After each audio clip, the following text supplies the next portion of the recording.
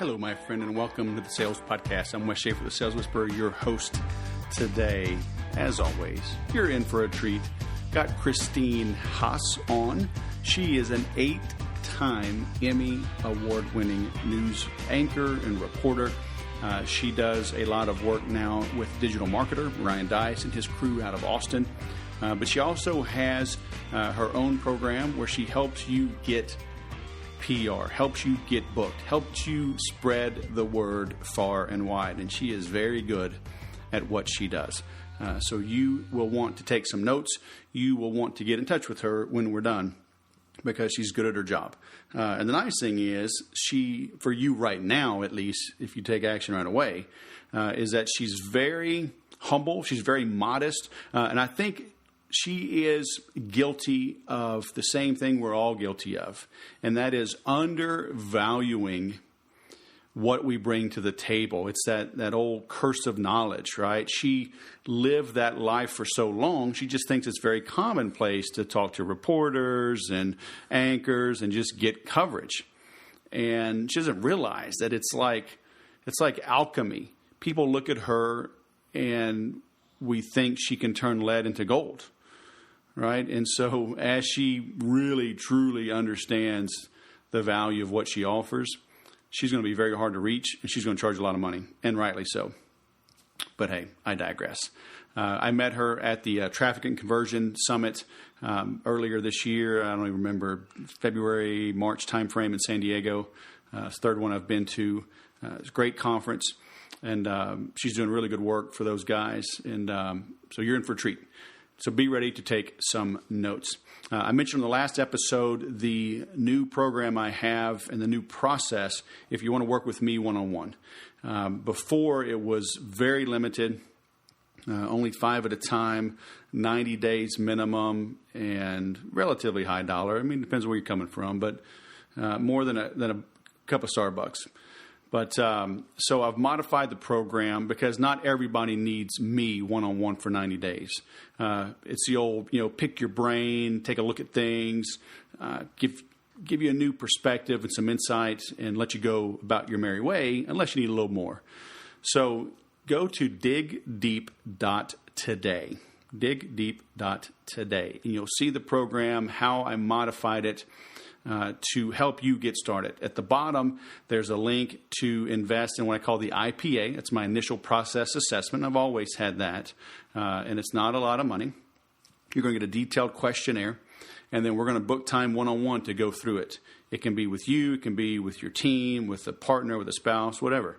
And we'll help you get the clarity that you need. And this is time with me. If you need technical help, if I think my team can handle it, I'll bring them in on the call. I've got CRM experts. I mean, I know that stuff as well, but if it's some coding or technical things, I've got access to very smart people. So with that one-time investment, very affordable, you're going to get that feedback and insight, and it may be all you need to get over whatever hump, whatever hurdle is standing in your way. And then if we decide mutually that the 90-day program is right for you, then we'll apply that IPA assessment to the first month of the 90-day program, and then we'll get started, okay? So check that out. It's my way to try to help more people. I've got the group program, the Make Every Sale course, and you get a lot of access to me through the private group, and we have live calls, but they're in a group, okay? So if you want some one-on-one, this is the most affordable way I can make myself available in a one-on-one setting. All right, so check that out, digdeep.today. Now, let's bring on Christine. Christine Haas, 8-time Emmy Award-winning news reporter, anchor, superstar, all the way from Austin, Texas, my home away from home. Welcome to the Sales Podcast. How the heck are you? I'm great. I'm honored to be here. I've heard so much about your following, and I've enjoyed listening to your podcast, and you're fantastic. So I'm happy to be a guest. Oh, you know how to butter them up, don't you? Well, my news days. I know how to sweeten an interview, right? I listened to your last 87 interviews, and you said that to everyone. So look, No. I need something new. Come on, give me something. No, truly, I do think you have some great wisdom when you do these podcasts. And at the end of the day, what I love is you just really shoot straight and you talk about the way life should be implemented along with business. And so, no, I'm not just kissing up, I promise. All right. But even if you were, I would take it. Flattery will get you everywhere. You got it. So you spent quite a while in news, and now you're working with the fine folks at Digital Marketer there in Austin. Yeah. But, let's talk about media, shall we? I just wrapped up an interview with Jim Palmer, and so his episode just went live just before yours will go live. And he said something very interesting, and I've heard it many times before, and it's a good reminder. But he basically said, you'll get paid based on who you are versus what you do. Mm-hmm. Right? Yes. And you've seen that from the inside, right? How people probably aren't exactly what they appear to be behind the scenes, but you've seen how the machine works, right? How people can become known. Oh, so, yes. Can you share with us some words of wisdom, at least on the brighter side of the PR world? I mean, what are some misconceptions about getting press and media? And maybe we'll dive into some little nuggets on how they can get better coverage. Sure. Well, I think there's so many things I can say to this, and you and I have had this conversation in the last couple of weeks. There's a new trend going on right now where a lot of people are getting written up in places like Inc. and Huffington Post and Forbes because they've learned how to contact contributors. And it's kind of like a black market, so to speak, where you can pay writers to do these articles. And in the bigger picture, what's happened is the media industry, of course, newspapers, as we've known it, they're dying. And it's part of the reason why I got out of TV myself is the fact that networks, no matter how much work they were throwing into the end product, people were on their mobile device first, and they're not watching the news in the evening. Same holds true for newspapers. That's such a dying breed. And so you have a lot of these outlets now that are cutting corners and cutting contributors or writers that used to be full-time on staff. And because of that, it's these writers out there wanting to make a buck, and they now are contributors to these particular outlets.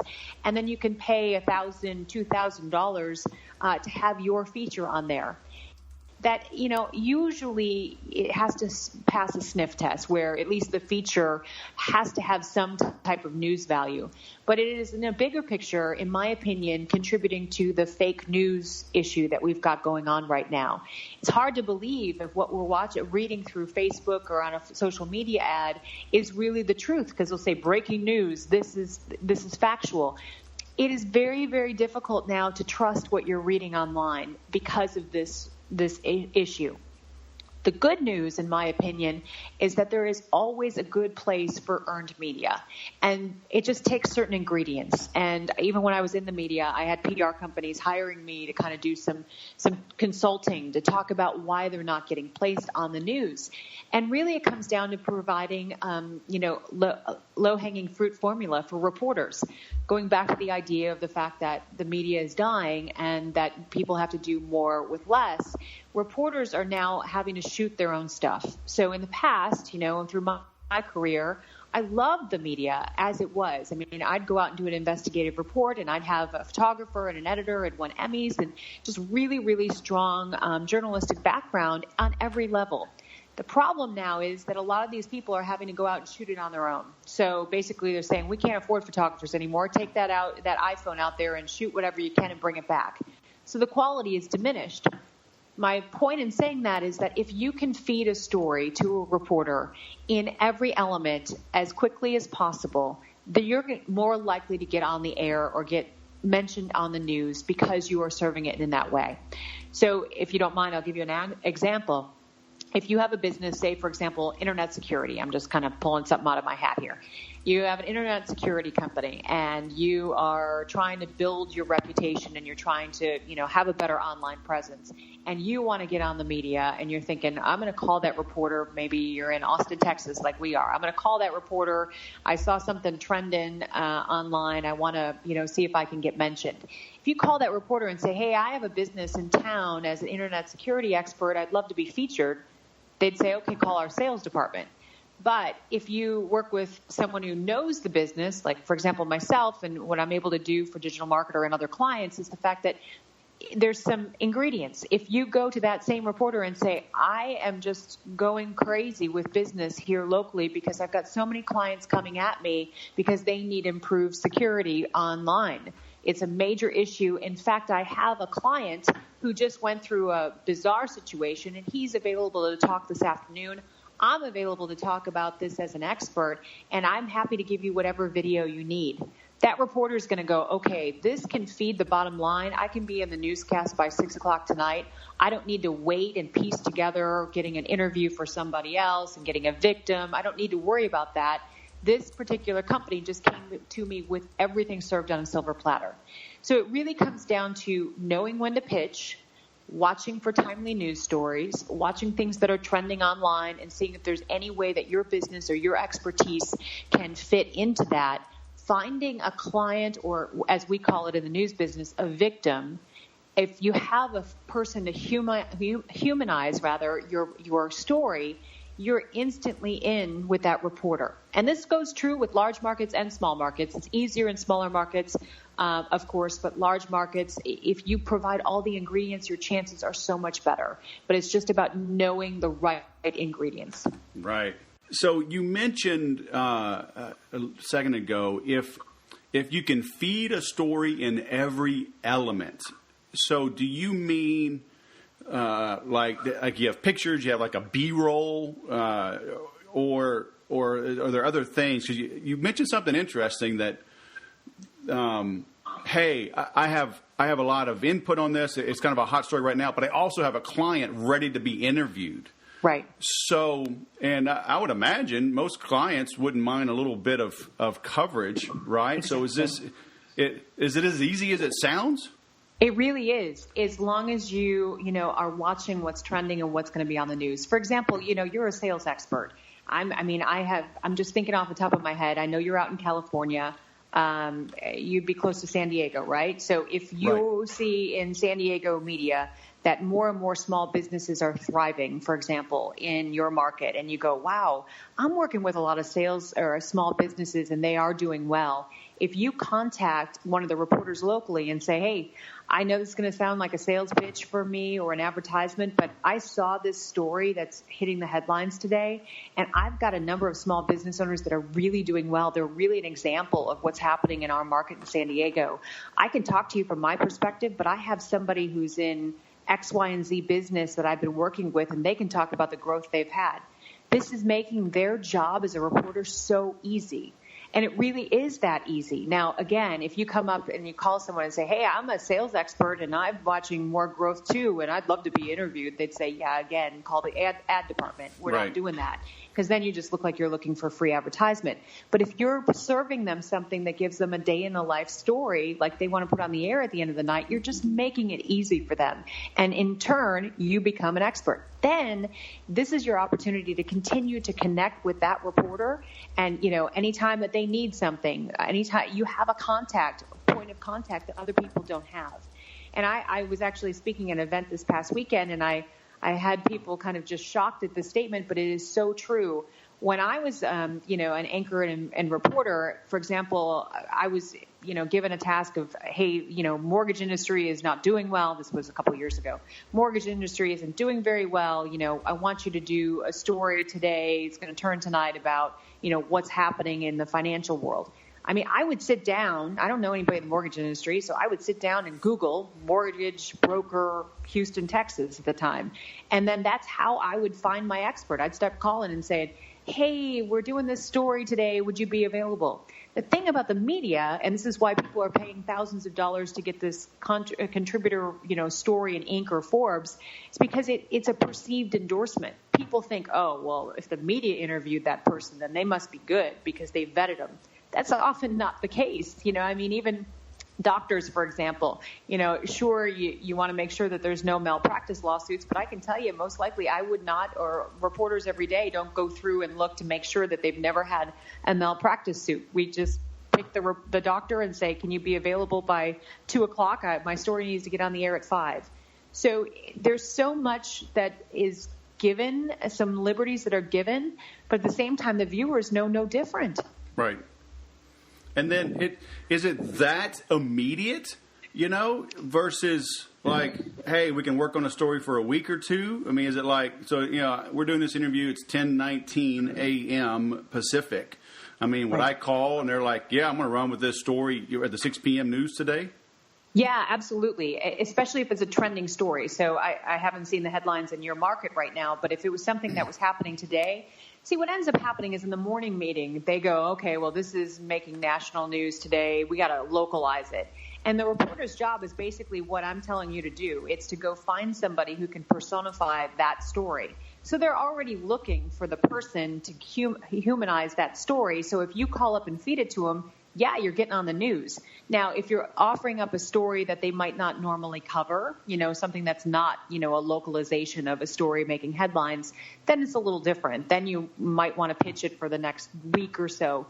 But if you're jumping in as an expert, for example, you want to do that, right away. But I have actually a funny story. I had a doctor in Houston that I was doing coverage for, and he was a general surgeon.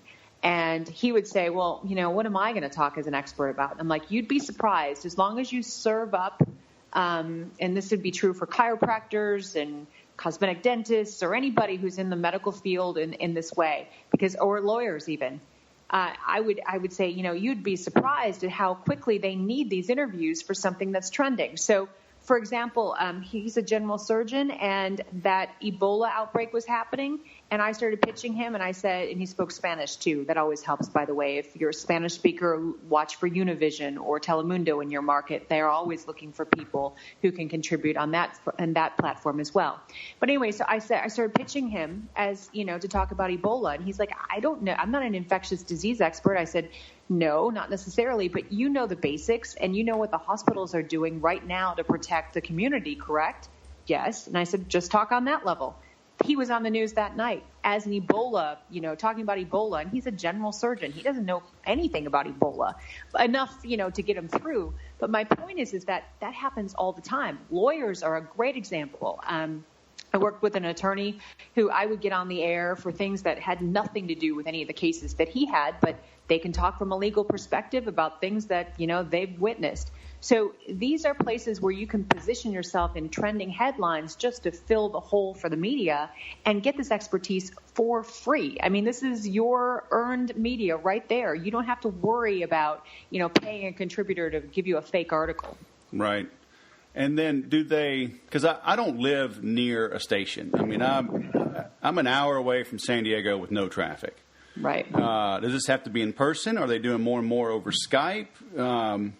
For you, for example, that story pitch that I gave you as a sales expert, for you, yeah, I would say you would need to be near the station. Okay. Now, if you were a terrorism expert and there was a terrorist attack and you were the only one available, yeah, they might do Skype, that type of thing, because it's more of an immediate need. But if you're pitching something that's kind of an evergreen story just to feed the daily beast of the media, yeah, I would say you'd need to be in the area. Right. But, think about that. I mean, it's 10 o'clock in the morning. You contact the reporter. You say, I'm going to be in San Diego this afternoon. What time? I mean, as long as it's before 1 or 2 o'clock in the afternoon, they're not going to be too rushed.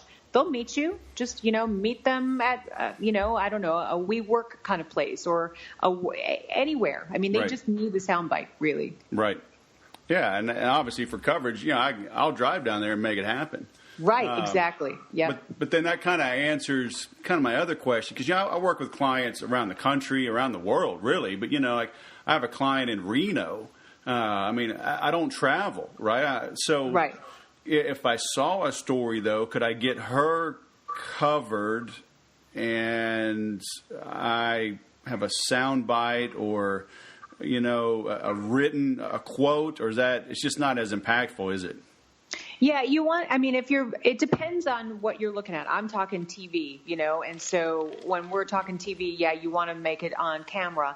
Now, for example, there are plenty of contributors out there in Inc., Forbes, and Huffington Post that are not doing it the illegal way that I'm talking about. Right. I shouldn't call it illegal, but kind of underground.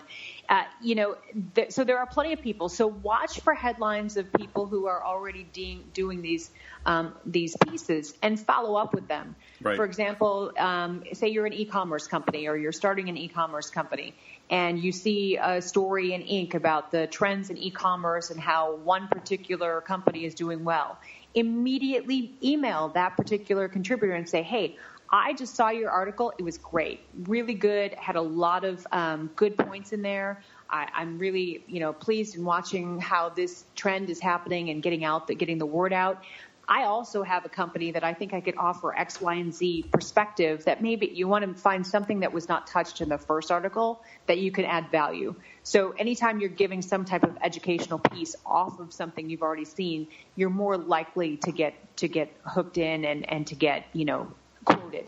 So yes, quotes are definitely possible. But like you say, you have a client in Reno and you see something trending. You call someone like me to coach them, or, you coach them and say, contact your reporter in town and then look for opportunities. Right. But it is so easy if you just serve it up the right way. And that's why, I've had people just go, wow, you got like 3 stories for that attorney in 1 week. Well, yeah, because it's really easy because I know what the reporter's looking for.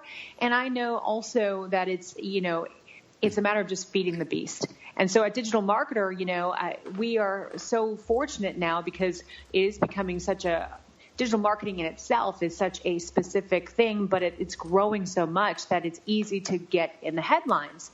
But, for example, when Ryan Dice, the CEO here, I'm trying to, find more exposure for him. When the election happened, it's been a while now, but when the campaign started to ramp up, there was an article about how digital marketing really controlled so much of the narrative that was going on in social media, and how that is a totally different perspective than the way the elections were in the past. So I thought, this is a good one. This is trending. Ryan could easily comment about that from his own perspective of how digital marketing is changing the game in politics. And he doesn't have to be a political expert. He doesn't have to talk about whether he's Republican, Democrat. He can just contribute to the amount of digital marketing playing out in our society now. So these are the kinds of things that no matter what background you have, you can contribute if you look for the right story angle. Yeah. So talking about San Diego or LA, but being new to this world, should I reach out to like Palm Springs first and get some of these smaller markets, or just go after the big guys? No, it really depends. I don't see any reason why San Diego. I used to work in San Diego, so that's people think it's such a large market, but it's pretty conservative in that they do a lot of the soup to nuts kind of stories. You don't have, LA is a different beast. They've got car chases. You've got so much going on in LA where it's a little different. But I would say San Diego is a really good market. Palm Springs, sure, if you wanted to, but I just don't see any reason why you couldn't start reaching out locally. Right. And that's what I do. And it's easy when you just also look for stories, when you're watching the news at night. See if there's something that you like from a reporter and compliment them on it the next day. Email them and say, hey, maybe it's the financial world. You see somebody do a story on financial futures. Email them that next day and say, hey, I saw your story. Headline of the email would be feedback on your story last night. Because I can tell you as a reporter, every time I would read that, because they'd be like, uh-oh, did I do something wrong? Is this negative or positive? So don't say good, just say feedback, and then they will open it because they'll wonder, what kind of feedback am I getting here? So just compliment them and say, hey, I saw your story last night at 10. I really enjoyed your perspective on financial future in San Diego County. I wanted to give some perspective myself. I've got a unique client that does X, Y, and Z. And don't give them too many details, but just say, I would welcome an opportunity to just take 5 minutes of your time. And believe it or not, and I don't know if this is happening more now because I know some of the reporters are not, but a lot of them will just say, you know what, if you wouldn't mind, text me. Here's my cell phone. Can you give me the summary of the story in 2 seconds on a text message? So I'll text them right away and say, yeah, here you go. And they'll go, yeah, what time are they available? There are many times I don't even speak to them by phone. And as long as I line it all up, it works. Same thing goes for Ryan here at Digital Marketer and for Molly Pittman. When we get coverage, I'll email back and forth. Often I'll just say, hey, I've got these ideas that will go along with something that you've already done. We have Traffic and Conversion Summit coming up. And, I'll just find some links that I want, enhanced for our own perspective, but I always give them the value they want. Right. And once they know that they get the value they want, they're happy to help you, get your word out too. Right. And there's a big difference too, though, between like standing in front of the office, getting that kind of person on the street sort of feedback versus coming in the studio. Right. Right. And so are we talking about the former rather than the latter? It really depends on the story. So, for example, our Fox station here in Austin and a lot of Fox O&Os around the country will have different segments. Sometimes they have 2 newscasts. I'm talking local affiliates having their Fox News. They will have guests in to talk about specific issues. Like, for example, when I worked at the Fox station, I had a show that we would have a 4-minute segment, and we would have an expert come in. In one case, for example, we would talk about marijuana legislation. And we didn't necessarily need, a legislator in there. We would just talk to somebody who's maybe a proponent or against it. It would almost be like a debate type thing. So in this case, say you're a marijuana growing company. There are places in California and in Colorado where they're now growing farms and that type of thing. You don't have to be that person in order to be, in this segment. You can just say, I have some specific information on this issue because of my background of X, Y, and Z. I'd love to be a guest. In this case, you'd be a studio guest. But typically, unless, you witnessed an accident and you're being interviewed, on the side of the street about what you saw, typically they'll come to your office or they'll come to you to give you some kind of sit-down perspective. But it really just depends. Like I said, everything is changing and budgets are changing. And if you can make it easier for them to get a quick soundbite, even in their studio, not necessarily live on the air, but like in one of their offices, right, they don't even have to leave the building. So that makes it even easier. Yeah, I was just under the impression, though, that you kind of had to be groomed or proven before they bring you into the studio. No. Because you could bomb.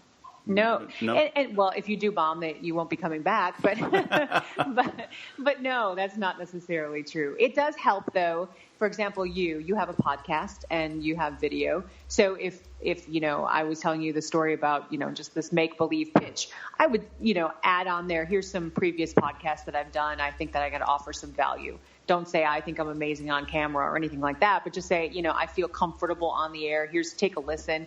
That never hurts. But if you don't have it, it doesn't mean you can't do it. Right. It's just building that rapport, just proving yourself in that initial outreach, huh? Right. Exactly. And then developing that connection. I can't tell you how many people I know. Like, for example, that mortgage broker I mentioned in Houston, he became a consistent person for me to go back to because we were having, a big cycle of stories on that specific niche at that time because of the economy. And then I was also the morning show anchor. And so I knew he was a great soundbite. I knew he was very flexible. And I said, hey, do you want to come in and be a guest on our show? So I remember when I left town, he came to my going away party. He's like, how am I going to get so much media coverage now? You always set me up. But it was because I knew he was great. I knew he was reliable. And that's that kind of connection you make with a reporter. You can get a lot of free airtime just because you have the ability to give value in a quick time period. Right. Is it very similar for radio? Oh, absolutely. Radio is also a really good time I always suggest that people listen to talk shows, radio talk shows. For example, in Austin, Texas, we have a 590 KLBJ AM, and there is a guy, his name is Jeff Ward, and he has a drive time AM show that actually outperforms in ratings FM. And I mean, it's like the number one, at least last time I checked, it was the number one rated drive time talk show. And so, if you can call in there, absolutely do it as an expert. Identify yourself as a business. You got to be careful, though. I mean, you'd be surprised how many people will, isolate themselves politically or be very controversial and then still acknowledge their business name. That's a no-no from a PR perspective. Yeah. If you're going to call in, and you got an opinion that may not be popular, you might want to just go with Joe as opposed to Joe Long from Lawn Services Company. You got to be very careful. But I always, for example, if you're a sales expert, they're talking about economy. Call in, talk about how you're working with locals, and absolutely get your name out there that way. And, at the end of the time, you got to find ways to drop nuggets of information. On my podcast, for example, I talked to so-and-so. Now people are going, what was that podcast? Drop it in. Don't sound like you're a car salesperson on an advertisement, but you can drop nuggets of information along the way. But more radio shows are perfect ways to get your name out there. You just have to listen for the right spot. Right. So, getting on TV, I guess reporters, they need information, right? So are they actually easy to reach? Oh, yeah, absolutely. They try to be difficult these days, but they're not. For example, if you go to their website, many times you'll get their direct email. So go to the biographies. If you Google ABC San Diego, it's KGTV, I believe, if I remember correctly now, and then just put reporters, it'll go to the bio page. And usually they'll have at least a Twitter handle or an email address where you can reach them. A lot of times they'll say, I'm always looking for story ideas. Please email me here.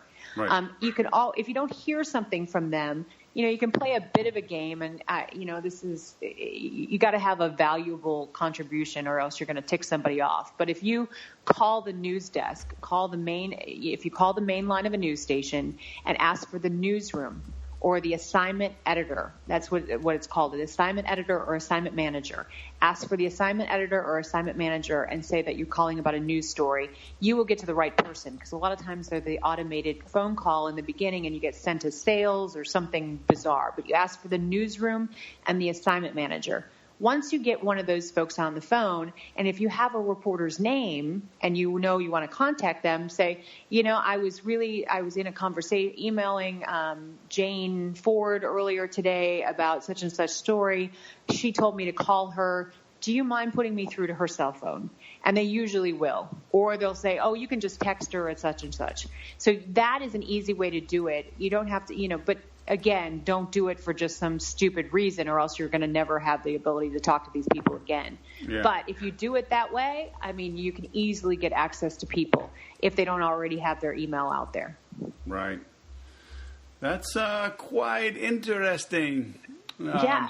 It's the secret stuff that most people don't know. And, the other side that I wanted to talk about, though, too, in as far as media goes, is people don't realize the value of just having that and then pushing it out on their social media.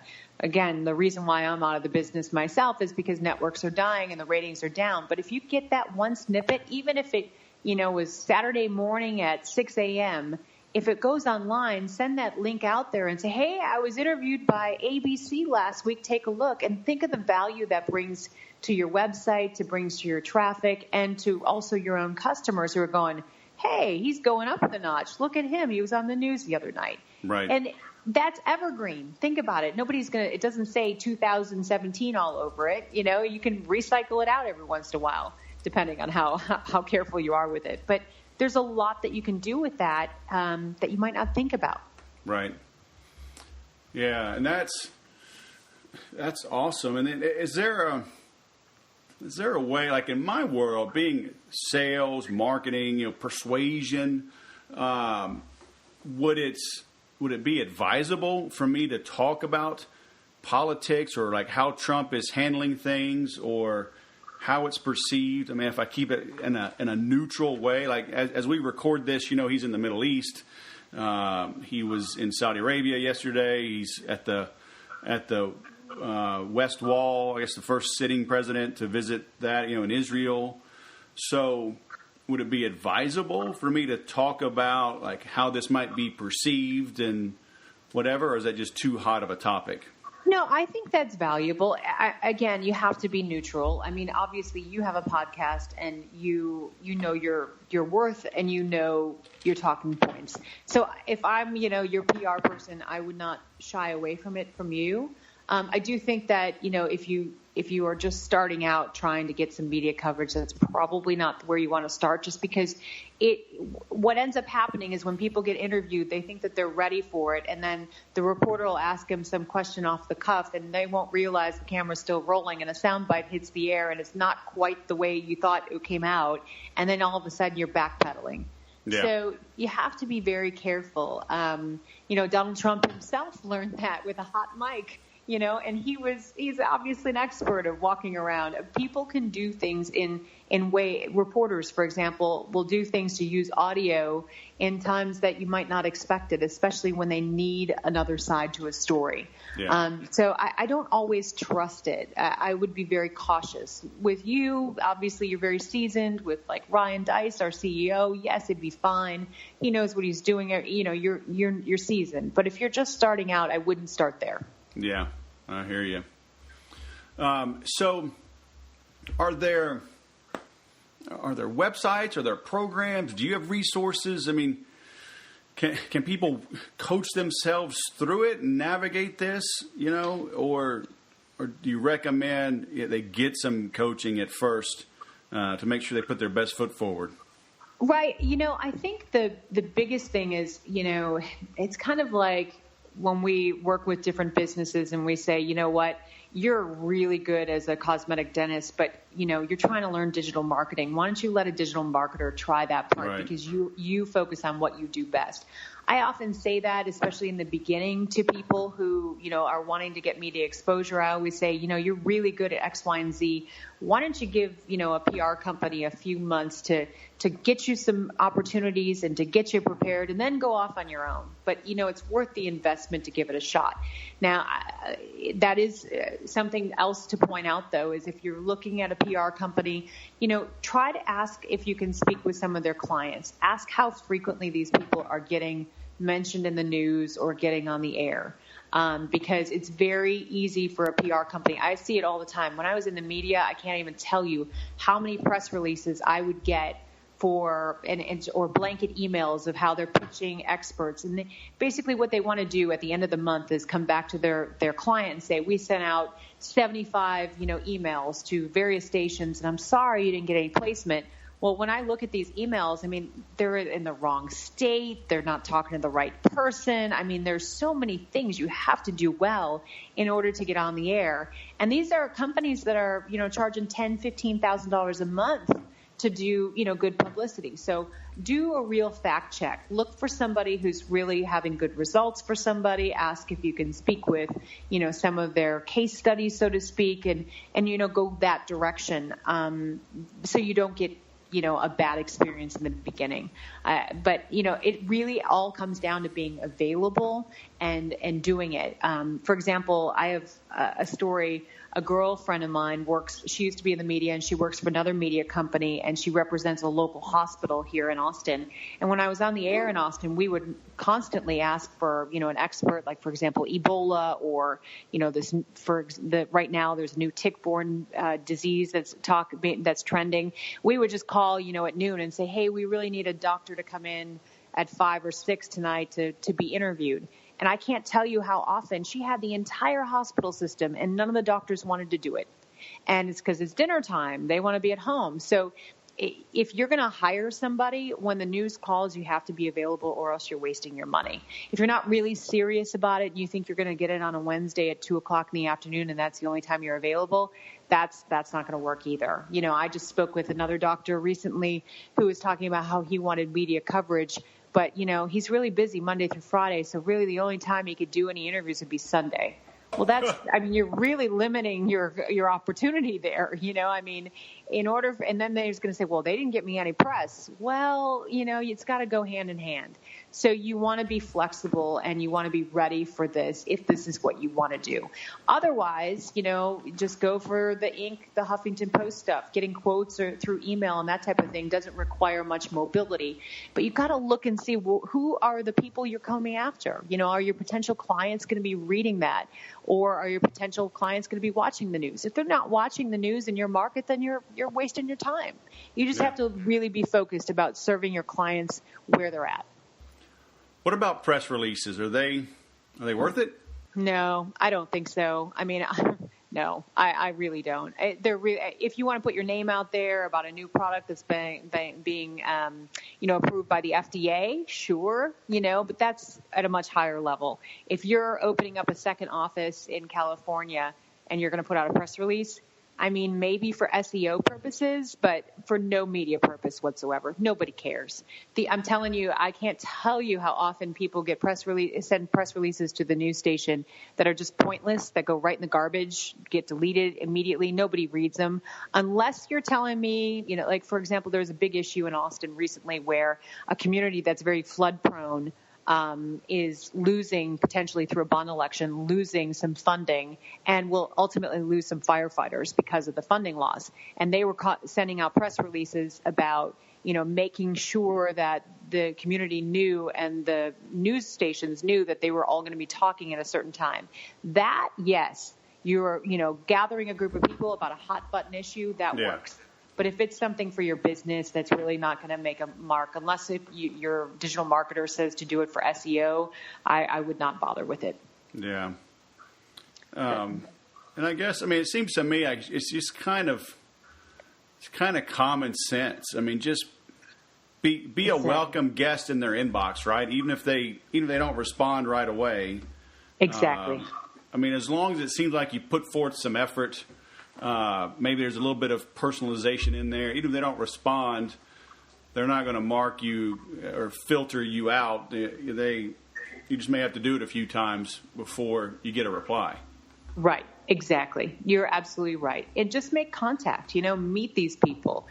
There's some valuable relationships that will come just by knowing people or shaking their hand or, like Ryan Dice always says, and I know you preach this as well, you don't want to, ask for marriage on the first date. You just, start to warm up, compliment them, say, hey, if you ever need anything, I'm available. Right. Let them know that you're there in that community. And it never hurts to go to some of these functions where they're at. For example, city hall, city council meetings, that type of thing. If you're passionate about something in your community, go there and, hey, by the way, I saw you on the news the other night. Nice story. Shake their hand, give them a business card. These are things that you can do and also look and add value to your own community. Does it make an impact to engage with them on social media, or are they just getting flooded with likes and pitches? I honestly, for me, I would sometimes get emails or messages through Facebook from somebody who would say, you know what, this was a very common one because I did investigative reports. They would say, I'm a parent at such and such school, and we see that there's serious problems going on with the school system. You should look into this, and we have some parents who could talk about bullying or something like that. So, yeah, I do think, messaging somebody on Facebook is worthwhile if you have a specific story. But if you're just going to message them and say, hey, your hair looked good the other night, that's a waste of time, that is not normally welcome. But if you have some meaningful, information for them, yes, I think that's a good idea. But your hair really did look nice. And then I would think you're a freak, okay? I like that little purple iguana clip thing you had in there. That was awesome. Where'd you get that? Exactly. No. Now, women, for example, if a woman messages another woman and says, I really like your hair and I would love to know where you get it cut, that's totally fine. But if you are contacting a woman who's a reporter in town, she's going to be like, block. Are those extensions? And what color dye is that? It so flatters your eyes. Yeah, you're instantly blocked. I wonder if give me 1 second. I need to go unsend an email. My intern sent it. I didn't send that. No, that wasn't me. That wasn't me. Sure. Yes. Yeah, you got to stay away from the Anthony Weiner complications there. All right. Well, very cool. So where should we send people to learn more about you? Yes. Well, I'm a digital marketer. I'm always helping out as much as I can. I'm happy to help. I also do some educational stuff for digital marketer about how to do valid video customer testimonials. We've had really good success in building out, stories, which is basically my passion of journalism put out in a way that can benefit a company and then translate through to revenue through Facebook ads and that type of thing. So there's a whole formula behind that. I would love to help out, and I that's part of my job. That's through Digital Marketer. So you can always go to the Digital Marketer site and ask for me, Christine Haas, or I also have a website that I've had since I was still on TV, and that's christinehaasmedia.com. And so my email is through there as well. And it's HAAS, right? S, exactly. Yes, right. 2 A's and 1 S, just like the avocado. Very nice. I wish that was my family. I wouldn't need to work another day in my life other than the avocados, but that is no relationship. So do you eat avocado toast and also own a home? I don't. I own a home, but I don't eat avocado toast. That's because you don't eat $19 avocado toast. I've heard about that. Did you see that story last week? I did. That's the smart people who do that, right? So should I be contacting avocado farmers and helping them get stories and tell the media why that silly person is silly and that... Oh, well, I digress. Honestly, you have a great opportunity. I know you and I had talked about this when we met, but you have a great opportunity in San Diego to get on the media about just the economy. And San Diego is always struggling with financial stuff. And so you being an expert, if you have one of your clients that you'd like to, offer up as a guest, I think you would easily kill it. And I know a lot of your listeners, too, have those stories out there. It's just, hiring a good PR company with somebody from a news background like myself, that's the key, because I can easily identify a story that's going to translate into something and not waste time. Right. And that's why a lot of people, do that. But you can always try it yourself. But if it doesn't work, go to somebody with a news background. That's always my suggestion. Call Christine. Christine. Yes. Well, I certainly miss the media, but I don't miss, the idea of having to shoot my own stuff and that type of thing. But right. I also understand the restraints that the reporters are in.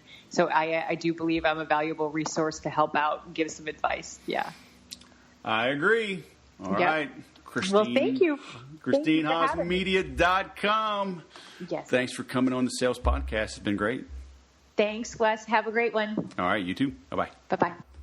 I hope you took a lot of notes. This is one you need to go back and read your notes, go back and re-listen, go to the website and see the notes that I took, understanding how to humanize your story, avoid the black market of PR, stop trying to cut corners, understand that your customers, the people on the other end of the screen, right, are humans. Understand that the reporters are human. Understand that the gatekeepers, the executive assistants, the decision makers are all human. People always ask me if I have a niche, and I'm working on some niches, but I've always said, I help humans sell to humans, and that's the reality. Now, the other reality is having a niche helps you go deeper. It helps you sell the same thing at higher prices. Hey, if we're being honest, right? But the reality is the training's the same. Yeah, the verbiage will change here and there. Maybe the case studies, the examples change. But at the end of the day, I help humans sell to humans. And this is a sale. This is part of making every sale, right? Getting good, free press. Can you sell that reporter on listening to you? Probably not. With Christine's help, you can. But if you took a lot of notes and you start practicing this, you can make that happen. It works on television. It works on radio. It works in print. You've got to get the word out. And I'm working on that right now. If y'all haven't figured this out, I have guests on that I want to know and learn from. And Christine is one of them. So I hope you like this episode. Please reach out to her. Give her a shout out on social media. Give me a shout out on social media and let me know that you're listening. If you need help consolidating that message, if you need help creating systems and processes, scripts, handling tough situations, creating systems and processes around quotes, how to respond to proposals, RFPs, RFQs, RFIs. And I don't care if you sell B2B, B2C, B2G. I've done all of that. and I obviously own my own business. So if you want to dip your toe in the water, that's why I created the Dig Deep program, digdeep.today. You can get started very affordably. We'll start with a detailed questionnaire, a one-on-one recorded conversation. I'll help you right then and there. And then we can decide how to move forward if we do at all. So let's start working together and helping you grow.